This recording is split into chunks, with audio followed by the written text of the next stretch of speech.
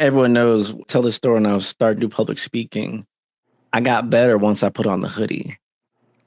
And so I'm going to make this clear to you. So I have ADHD, I realize this thing now, and comfort matters. If you don't feel comfortable in your own swagger, it's going to show. And once I was like, you know what? Button up makes me sweat. I get nervous. I feel tight. That means my presentation is going to be tight. That's just me, though. That's my personal experience. So I'm like, I'm going to wear the hoodie, put the blazer on it. And I was like, oh, this is my jam. I'm putting on Superman now. I'm Batman now. Yeah, I'm good. I'm Black Panther now. I got to name some Black, Marvel characters. Everybody be like, blue Marvel right now. Facts. Go look it up, y'all. Go look it up. For y'all who don't know, we're not capping. Look it up. Yeah. I digress. Marvel. Anyway, that's the go. I put that on and I'm like, oh, this is different. Then I'd be like, wow, that's your look. That's you. Yeah. And then the one time I did a black tie speaking event, I didn't wear a hoodie. People were disappointed. They're like, I almost didn't recognize you because you didn't have a hoodie and a blazer. I said, excuse me? But here's the thing. That's the joy of branding too. It could be fun. And I feel like what you did in your elegancy, you basically was like, hey, I'm going to help you put your hoodie back on your brand. So you feel comfortable with it. Mm-hmm. And once you feel comfortable with it, we can stack the layers on. I put the blazer on. I put the kicks on. Maybe I might flex a little bit, put a little hat on. I gotta come with different combos of things. I might with the Chicos. Like now we can add layers. We can have pizzazz. We can have that stylistic as you get more comfortable with who you are. That means the stronger you can present yourself to other people. What I also think you echoed a lot, and I'm about to give you your flowers, so be prepared. This was all a trap to give you your flowers. I know. I respect how comfortable and confident and you're convicted you are in your resolve of who you are and how you show up in brand. And I find that so refreshing and refining. And I'm chasing after that. I was like, ooh, there's levels to this comfortability. And I know that didn't come without pain and anguish and doubt and changes in your own dichotomy of who you are as a person, as a being and everything else. But to be that most unapologetically, but still elegant delivery of who you are across the board, that's a master degree. This is part of the Masterclass episode in this whole presentation of how do we present who we are in the essence of who are, from the words you say and the visuals and how you approach video. I remember the first time we had a conversation in the background, I was like, homie didn't say anything yet. Skull cap on, had the bronze color lights on, the background with all the different imagery thoughtfully placed. And I'm like, I'm about to get some real good creative help here. He didn't say a word to me yet. And I already felt comfortable in my own skin and comfortable being vulnerable to him, giving him the opportunity to take lead and tell me, here's how you're interpreting, here's how it's going, here's how it's navigating. But that starts with you showing you did the work on yourself to then be able to present and help other people. And I think this is where a lot of new businesses need to want to get to, but they haven't gotten there yet because they don't know who they are yet. They don't know what makes me comfortable, what makes me uncomfortable. There's many wet paths to make the money. Just because you did a 95 in one area and in one industry does not mean that has to be your other side business or the business you're trying to go. You don't have to be in the same lane you've been all your years in. There's pivots, there's transformations. Right. We are built to do multiple things. Things transfer energy. Remember when marketing was fun? When you had the time to be creative and connect with your customers? Well, with HubSpot, marketing can be fun again. Turn one piece of content into everything you need. Know which prospects are ready to buy right now. And see all your campaign results in one place. Plus, it's easy to use, helping HubSpot customers double their leads in just 12 months. More time to, enjoy marketing again. Visit HubSpot.com to get started for free.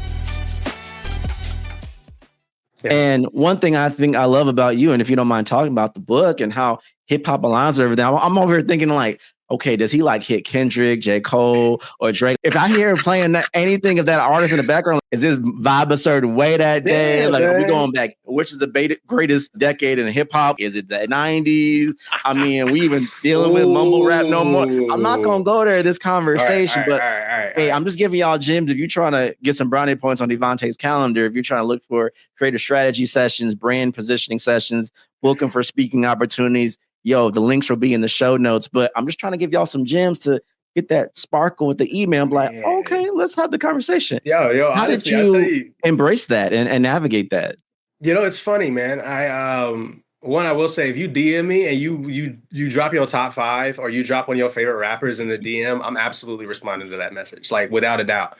I got played by somebody yesterday who was like, do you know who the rapper of all eternity is? And I was like, I don't know where this is going. Like, but ship me the messages. I love them. Hip hop has been, I would say, growing. I grew up in Atlanta, and I always tell people that, like, the older I get, the more proud I am to be from Atlanta, because it's such a chocolate mecca of excellence and history. And our through line for that was music. And so I always start there to say that, like, my parents are both ministers. There was no listening to rap in the house, but you best believe that, like, Pastor Troy, Soldier Boy, all Whoop Rico, all of that was running throughout my life regularly. And it really came to a head with Kendrick's To Pimp a Butterfly. For those, I don't know who doesn't know this album at this point, but for those who don't know, one of the most interesting artistic aspects of the album is that Kendrick is hosting a conversation between himself and Tupac. And it's so masterfully done. It sounds like a genuine conversation. I was a freshman in college at that time. We were dealing with all the racial inequities that were happening in the world. And it was this album that kind of understood the weight of leadership.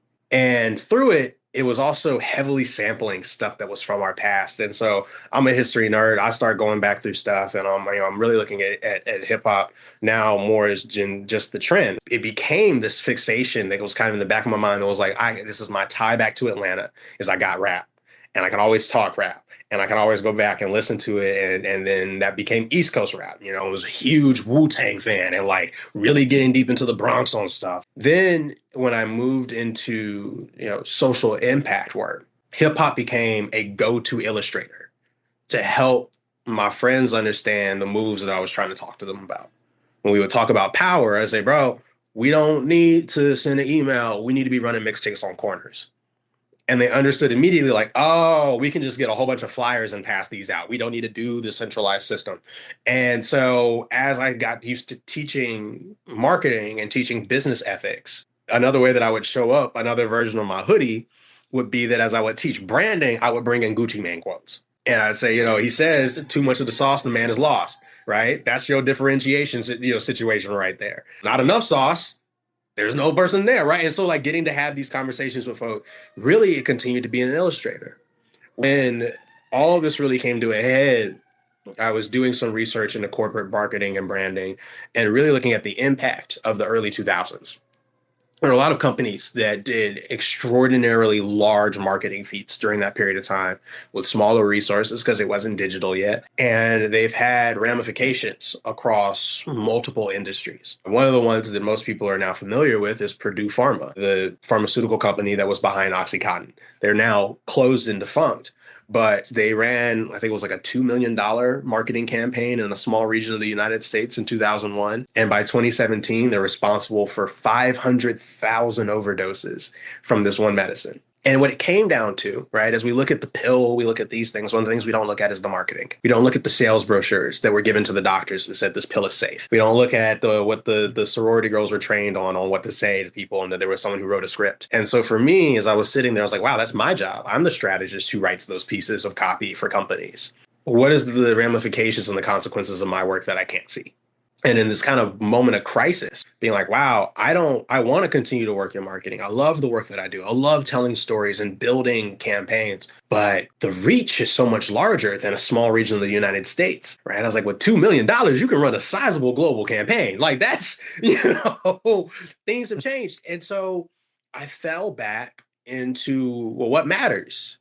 And I ended up going back to Yasin Bey and going back to, like, true hip hop. And he has this statement where he says, hip hop's going to be all right because we're going to be all right.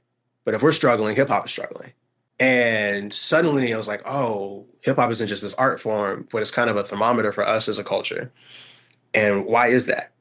And it's because it's built off of older music. It's built off of sampling. It's easy to do. It was the TikTok of that generation in the 80s was rapping on top of music. And suddenly it was like this bell just like went off in my head. The struggles that the industry has had with hip hop of trying to commodify its full potential. We've seen this dance from Tommy Boy to Universal Music Group. We saw it with mixtapes and then 50 Cent and then streaming and Napster and like all this stuff and SoundCloud, and that we continue to produce music through a multitude of means, even if the industry says this is the one way. And I was like, wow, that's really powerful, right? Like this is how we move as culture.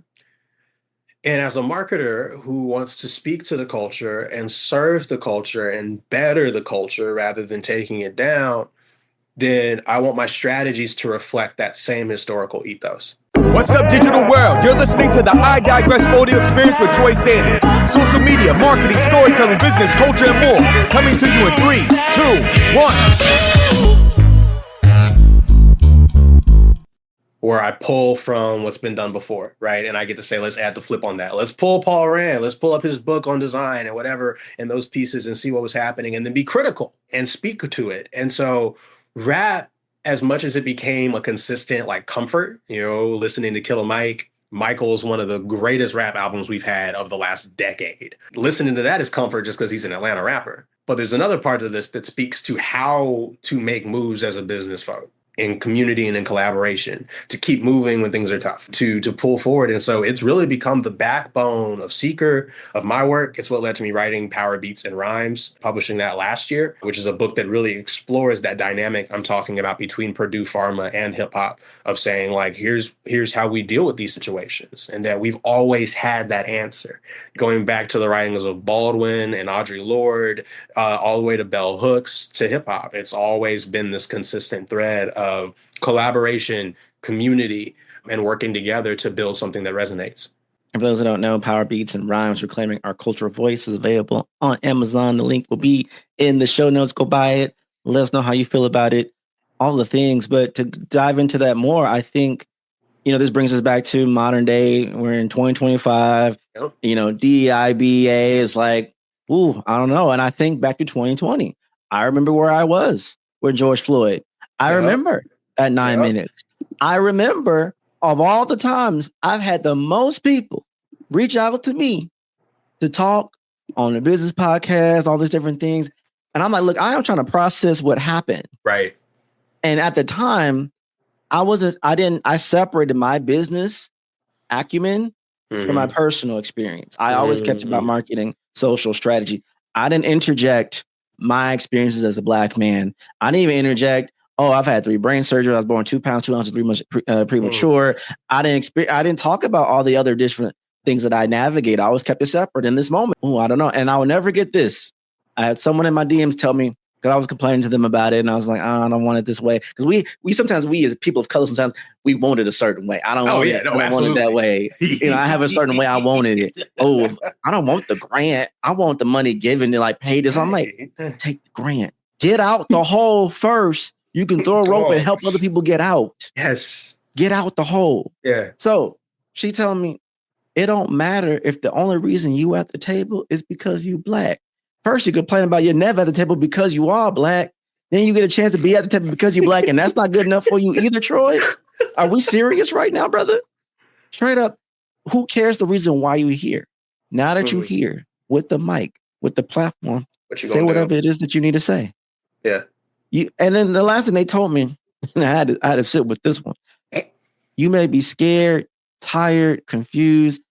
Think of all the people who inspire you, who are empowering you, who you reference all the time. I want to be like them. They paved the way. You think they wanted to have the things they wanted to do and tolerate what they tolerated and switch and pivot when they had to switch and pivot or adjust to insurmountable odds against them? You think they just wanted to do that? Yeah. Oh, no, honey. But they had to. They showed up when they were tired. They showed up when they knew injustice was happening. And this is where I challenge a lot of people. I know you tired. And when we say we tired, especially my black women. I know we're tired. Yeah. But for us to shut down doesn't help our communities, doesn't help the businesses, and doesn't help the generations coming behind us. Correct. We have to be cognizant and aware of our value and not giving up. And when she told me that, I said, okay. And I did that. I started talking about my experience. I interjected business and marketing. I even talked about, Troy, why did you start a podcast? I started a podcast and I did 100 episodes with just me as a solo host for the sole reason because, I need you all to understand marketing from my voice, from my experiences. I want you to feel like you at the barbershop get marketing game, strategy game, creative game, because I know the people. I don't know marketing. I don't know strategy. I don't know business. I want to be a chef. I want to launch my clothing line. I want to help people with taxes and accounting. I want to design these different things. I don't know anything about marketing strategy. And that's where I want to help people. That's why I started the podcast. And I didn't want anyone else on. And people got mad because of it. I said, you tell me any top marketing podcasters that are black, that aren't guests, that you hear once every blue moon, whether it's Black History Month or some other random occurrence to show that they are culturally sound. I'm waiting. Tell me. So no, I'm going to create the space in the first place to show what's possible. Then I'm going to handpick every single person who's going to have on a show because they're vetted. They're not here because, I got a book. No. Do I have a relationship with this person? Do I know you'll be valued to this person? So y'all know if I bring someone on as a masterclass episode, they've already passed the vibe check. They are highly qualified. They're ready to serve. Y'all need to pay them money for their services. Top dollar, I might add, but they're going to give you value. So that's why you're here. And we're grateful that you are here. You've been spitting game this whole time. I can't wait to tell either more people about the game that's been spitting. But I do want to ask your thoughts on this one question and how we're going to get deep, y'all. So prepare yourselves. I'm giving y'all 3 seconds to just bring it on down. It's about to get real. When it comes to diversity, equity, inclusion, and belongingness, how do you weave that in? Yes, I use the word weave. How do you weave that in to a business from your perspective that would be appreciated by the culture? And you can take this however you want. I just want people who think they're doing it or have considered it or haven't finished it or made the PR announcement, but we waiting 3 years and we still ain't seen the fruits of that labor to sit down and take notes on what's about to be said. So I would tell a story that is a perfect illustrator of this moment. When I was working at tech, I worked at this company that was a job board. This was in the middle of the pandemic, specifically what we called the Great Resignation. A lot of people were leaving their jobs, trying to find what mattered. And at the same time, there weren't a lot of jobs that were hiring. Working at a company that essentially promised to connect people with jobs was the crux, right? It was like this whole thing. And my question as the marketer, as the culture guy, was how do you get people to trust a brand they've never heard of, to give up their cell phone, their email, their name, their address, everything that's on someone's resume? And I was like, that's a lot of information. Like, how do you get somebody to do that? And we did market penetration in a couple of places around the country. And in one city, one of the things I did is I said, let me come in a week early. And I just want to do some interviews with people and just ask them how things are going in their community, how they're feeling about the job market, what are the big concerns about. And they said, well, we're hearing that all these companies are promising us jobs, but they're not showing up anywhere else. And so we don't trust them. And so I took it back to my team, right? And as a Black man who was talking to a lot of Black people, I'm not going to say that the survey was biased, but like I did lean. And so I came back to my team and I was like, in my mind, in my impact passion, man, there's a lot of work we can do here. There's so much work that we can do right here. I remember going back to Justin, the boss I mentioned earlier, and I told him about it. And he was like, okay, so what? And I was like, well, there are a lot of people in need. They're looking for jobs. What do you mean? And he was like, what does that have to do with our retention rate? What does that have to do with our acquisition? And I was like, okay, like I get what you're asking. What he was trying to point at, he was like, how does this tie back to our revenue? How does this tie back to the point in all be all of our return and investment in the next 3 months? And at first I couldn't answer that. Took a couple of days, did some research, and I came back and I said, hey, look, here's the social program. I've got an idea. We're going to run a free class at the university in the city, and we're going to run a resume course for 3 weeks for free. The way you get in is by signing up for the app. We're going to have these companies who are available, have a job fair, and we're going to partner with Big Brothers, Big Sisters to actually get people to join the app as they're graduating high school, going into college, or some of the part-time jobs that we now are filling in on this app. So suddenly he's like, you've created an in-person funnel of all these people are coming in. They're going to sign up for the app. We're going to have a couple hundred come through over these next couple of weeks, and they'll be sharing it because we'll have social media stuff. And I was like, and we'll bring a video company through. They'll film it. So we then have a video piece that we can then use that shows that we're in the community. And then on top of that, we'll be able to run it as an ad and, give them all these marketing things. And like, did it feel kind of skeevy at first? Absolutely, right? Because I'm like, I want to help these people, but also like, this is a photo opportunity and we need to get everything we possibly can. And the program was approved within a day. They were like, yeah, sure. You were able to tie it directly to the amount of users that we should get. And you showed us that this cost was actually less than an ad that we would run in the area. So yeah, why not? We'll do a social program. They didn't care about it being a social program. They didn't care about it being people of color. They didn't care about it helping marginalized people. What they cared about was business. What they cared about was revenue and return on investment. We're in this space right now where a lot of shareholders are looking at DEIB, and their argument for the harsh reality is that they do not see a return on investment coming from the program. They see it as a liability and as an expense. So they're cutting it. And so for a lot of us, it feels like we're being told, no, there is no diversity, equity that's going to happen here. It still can, but it happens through clever marketing. These, and I'm going to be just blunt because I can't find the other words around it. Look, man, if you want to find an organization that's going to go care about people, go work at a nonprofit. Every other business that has a P&L, that does quarterly sheets, that does earnings reports, that's their goal of existence, is to make money. Anything that we can do as people of color, as marginalized groups, as ingenious marketers to help that company make a difference in the world, we can't, unfortunately, lead with the altruism of this will make the world a better place, because that's not how business works. And on a reality level, there's a cost to making the world a better place.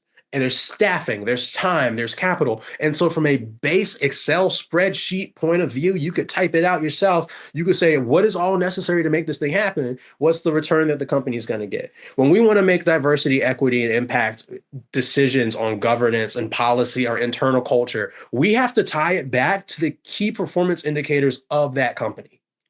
And one of the things that was an unfortunate side effect of all of these companies diving billions into a postured DEI program for the last couple of years is that no one tied it to a P&L, because they said, sit down, shut up, and be here.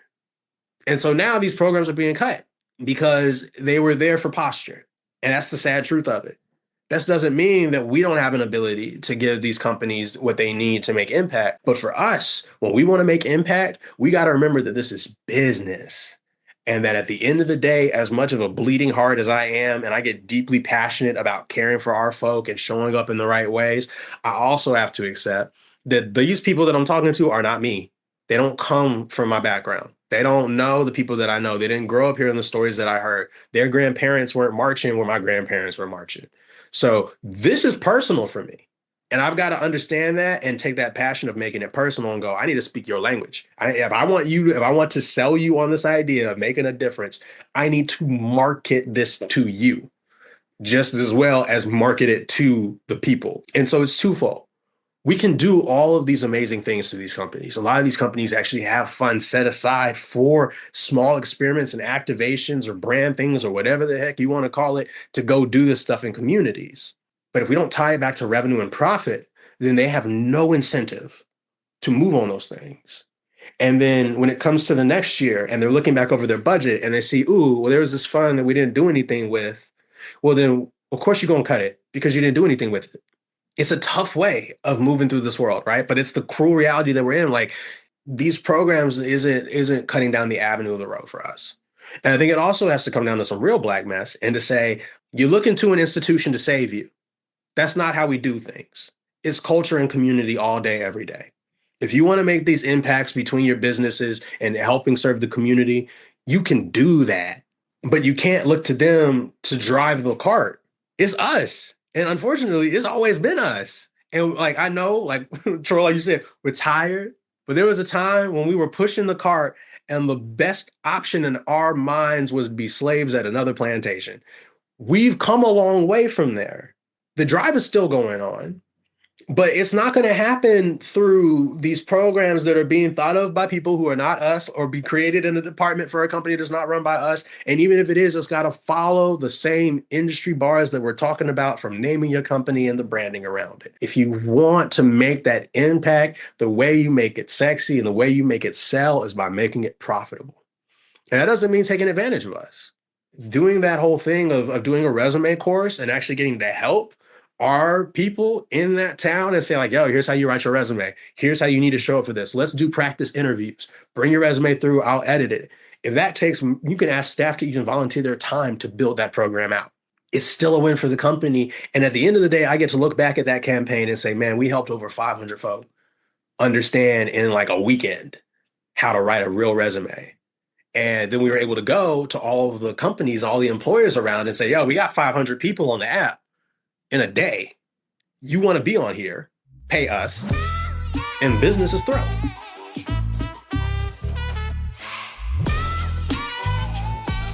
Creators Are Brands, hosted by Tom Boyd, is brought to you by the HubSpot Podcast Network, the audio destination for business professionals. Creators Are Brands explores how solo creators and storytellers are building brands online, from the mindsets to the tactics to the business side. They break down what's working so you can apply that to your own mission, and so much more. Listen to Creators Are Brands wherever you get your podcasts.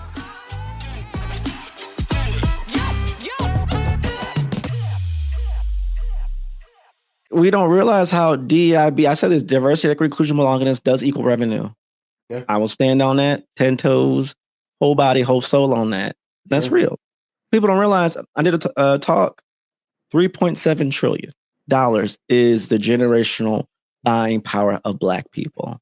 And you mean to tell me, for all the times, no, you didn't create the spaces and the messaging and the marketing and the positioning for them to see themselves, to feel included, to have incentivized to buy. I always tell a lot of these businesses all the time when they bring me in sometimes is, have you considered just expanding who your storytelling is? Have you considered, and not in a rainbow coalition, just it doesn't have to be. How to say, but have you considered demonstrating the different narratives on your marketing campaigns and seeing the different audiences will buy from you? Sometimes it's not about making a new product. It's just literally me expanding it to a wider audience. And the other thing to think about in all of this, I look at the brand Calendly. Yeah. Like, I think for the longest time, nobody knew that business was created by a Black person. No idea. But there were signs, though, especially when it rebranded. There was signs, but for the I rock with Calendly, we penetrating, and even how they grew their business from a brand positioning. Right. You treat it like, oh, okay, and then one day you're like, oh, that's a Black founder. Mm-hmm. Y'all was already subscribed and running with Calendly. Y'all didn't even know. Y'all didn't even know. Had no idea. That's still branding, though. Mm-hmm. There's levels to this thing, and I think there's not a one set way pathway to how you want to position in the beginning. It doesn't mean you can't go back in once you made your money, once you made your position, once you built the network and the community and connections, to then expand or do something else with it. Absolutely. I think many of us have that heart and soul that we want to make change right away. Right. But there's also separate yourself from your business. Look at Everett Taylor and Kickstarter. We are in the era of the founder. And I think if there's anybody who can run a powerful story right now, it is marginalized people. I'm working with an amazing woman out of Hungary right now on her brand, and she has a women's health company. And when I say that, talking to her about how revolutionary this is going to be for women's health and having the conversation, I'm like, yeah, as much as we're doing company branding and we need to talk about the company, we need to brand the company properly. Yes. But you also need to stand on your story and understand that there's a distance between you and your company that needs to be there because you're a human being and the company is a company.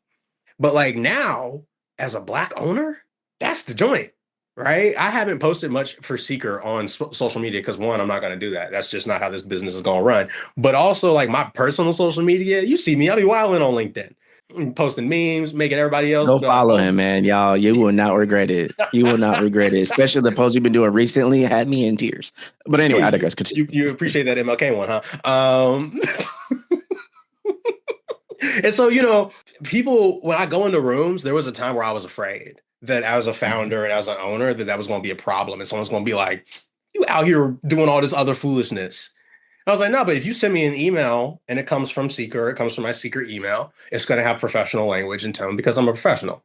That's social media, right? And we're now at a place where that distinction is clear and becoming clearer. And so if you try to hold to your blackness, right, and try to figure out how you're going to navigate the branding, not everything has to go through your company. Some things can just be from you and from your perspective, right? And that means that the company doesn't have to hold the whole weight of showing up as you. Like there's so many different jobs and lives that I feel like I went through from Louisiana and Atlanta and marching and doing all this other stuff before I got to tech and then agency and then I'm doing my own thing.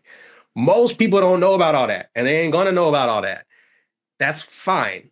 What they know is that I'm this goofy dude on LinkedIn who is like write about marketing and then post black memes. Like that's what they know.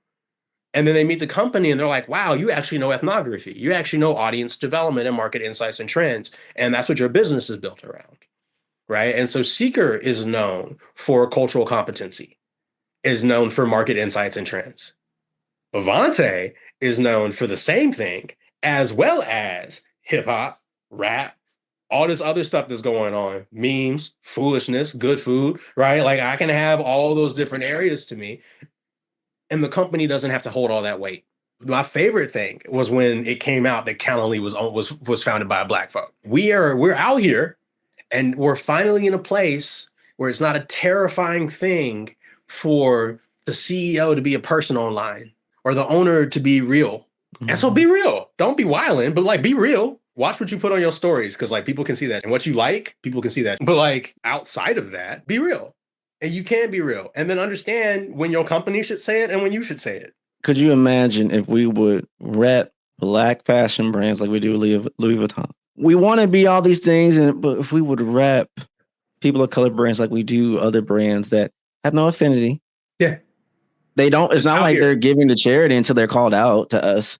Right. But they somehow they got part of the culture and we just pay their money, give their money. They know they get an X amount of checks from us. And that's the dance we play. But then people of color who are doing, oh, you're not like them. Who you trying to be? And we shut people down before they get started. Let's do better so we can be better. I went to Essence this year, and this was one of my favorite Black branding moments. So I was there with a client, and when I'm on a day for a shoot, my head is on a swivel. I'm picking up everything that's happening around me. I'm trying to figure out all the different content that we need to be gathering, photos, videos. I got my cameras on me, all this stuff. And as I'm looking around, I'm seeing these really nice shirts that say M line on them, EMLINE. And it's in this heavy embroidery. And, I saw the first one. I was like, oh, that's kind of clean. And I saw another. I was like, oh, okay. Like 5, 6, 7. And like dudes just wearing them. Then somebody gets up on stage. M line. And so at this point, I'm like, all right, now who is this brand? Because I've never heard of this brand, but I can tell on the Jumbotron that the embroidery is quality. Mm-hmm. And so some dude walks past me and I'm like, hey, blood, what is this? Yo, like break this down for me. He's like, oh man, it's this New Orleans owned brand, Black owned streetwear brand. And he's like, and we just fell in love with them a couple of years ago. They did an Essence exclusive t-shirt, all this stuff. To this day, the t-shirt, when I wanted to like really flex on folks and like pull out my Blackness and be like, nah, I'm winning today, I'll bring out my M-line shirt. And like I tell people all the time, it's like there's never going to be a Louis Vuitton that touches this because I know it's Black owned from New Orleans. And then you know how drip works. If you got it and ain't nobody else got it, then you got it. Like, you got the whole story too. You're gonna tell that story till the cows come home. Right, come on out, right? And so I'll be out in San Francisco. And they're like, "Oh, that's nice. Where'd you get that?" I'm like, "Oh, y'all don't know about this, right? This is M line, right?" But like, we have that power. We show up on social media. A brand is a brand is a brand. At this point in the world, the difference between Louis Vuitton and M line is the amount of followers and their marketing budget. Real talk. You support who you want to support. And now that you understand that as a leader, as a CEO, as an executive, as a business owner, that people do look to you. Whether you're a thought leader or a subject matter expert or not, if you're just out here, people still looking to you because you're bringing in clientele, you're building services. You don't have to brag, but the same way that they be walking in with a Birkin bag, you can walk in with an M-line jacket on. Mm-hmm. And suddenly you're putting on Black folk, right? You're putting on the Black culture in a way that they already love. Because that's what happens. They go, oh my God, I've never seen that before. Where do I get that? And suddenly we're talking about it in the same breath of luxury brands. There's so much power we hold in cultural capital. And it's not that things have to be ridiculously expensive or all these pieces. It's not to say that you buy everything that's Black owned, because stuff still has to be quality, right? You check things, you do your research, you do your stuff. But when you find something, grab it, run it, and understand the power that you have without having to flex on it, and just wear it and be able to go up on stage and be like, someone's going to ask, where'd you get that shirt from? Someone be like, yo, I've never seen a blazer like that. Where did you get that? And now we're giving money back to our own people, building economic mobility. And we're building a brand around ourselves as someone who supports local business and supports BIPOC businesses or women-owned businesses or whatever that angle is going to be. That builds out that multidimensional narrative that we've been talking about this whole time. What should people know about your business, and what's the goal? How are you impactful? How can the listeners help you impact what you're trying to do with your business? So the goal of my business is to help as many companies as possible build future-proof brands.